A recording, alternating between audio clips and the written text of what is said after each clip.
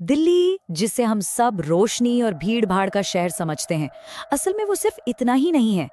इसके अंधेरों में ना कुछ कहानियां दफन हैं। ऐसी कहानियां जो कहते हैं आज भी जिंदा हैं। तो अगर आप दिल्ली में रहते हैं या कभी रात के वक्त दिल्ली की किसी पुरानी सुनसान कॉलोनी से गुजरे हैं, तो इसे सिर्फ एक कहानी मत समझिएगा। ये एक तरह की चेतावनी है, एक ऐसी जगह की कहानी जो हो सकता है आपके घर से ज्यादा दूर ना हो। और हाँ, ये कोई फिल्मी कहानी नहीं है, जी नहीं। ये तो वो बातें हैं जो दिल्ली की गलियों में कानों कान फुसफुसा कर कही जाती हैं।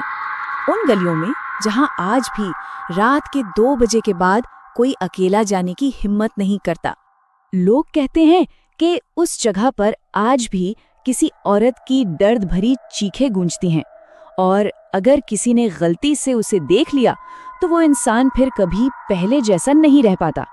तो चलिए पर्दा उठाते हैं दिल्ली के उस अंधेरे राज से और जानते हैं उस कहानी को जो दिल्ली की एक बेहद सर्द रात में शुरू हुई थी। ये कहानी है अमित नाम के एक लड़के की, उम्र कोई 27 साल। बात है दिसंबर 2016 की। अमित एक प्राइवेट कंपनी में नाइट शिफ्ट में काम करता था, और उस रात बस थोड़ा जल्दी घर पहुंचने के चक्कर में उसने एक शॉर्टकट ले लिया। और बस यही फैसला उसकी जिंदगी की सबसे बड़ी और शायद आखिरी गलती बन गया। और यहीं से शुरू होता है अमित का वो सफर, एक ऐसा सफर जिसके हर मोड़ पर सिर्फ खौफ उसका इंतजार कर रहा था।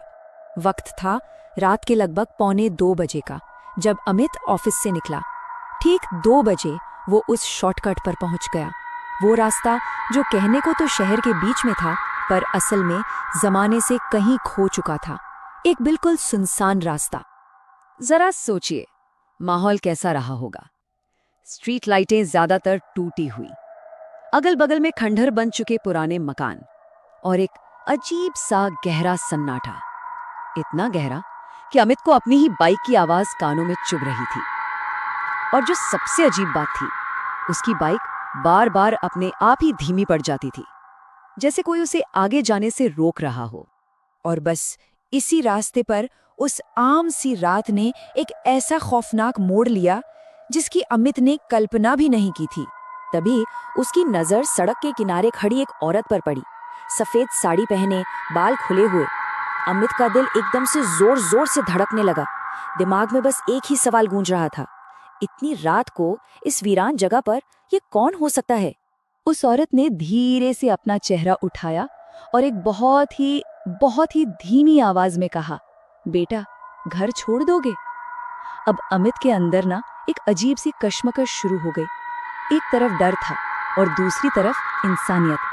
हिम्मत करके उसने बाइक रोक दी, और जैसे ही वो औरत पीछे बैठी, अमित के पूरे जिस्म में एक बर्फीली लहर दौड़ गई। एक ऐसी ठंड जो दिसंबर की भी नहीं थी। उसे समझ आ गया था कि कुछ तो बहुत ज्यादा गलत है। अमित ने घबराते हुए बाइक आगे बढ़ाई। उसने हिम्मत करके रियर व्यू मिरर में झांका, और जो देखा उसके होश उड़ गए।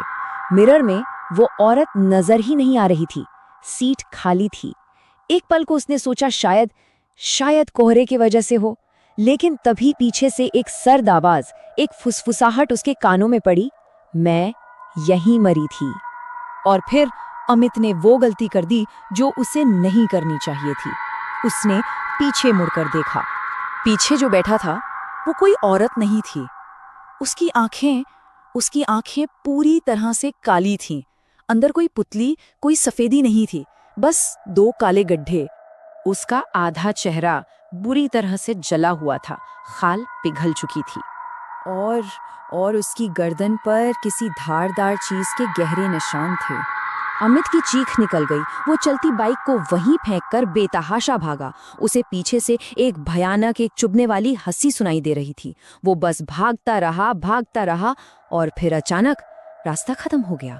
वो हाफता हुआ एक पुराने जले हुए घर के सामने खड़ा था, और तभी उसके दिमाग में बिजली की तरह एक भूली हुई खबर कौंधी। सालों पहले ठीक इसी इलाके में एक औरत का बेरहमी से कत्ल हुआ था।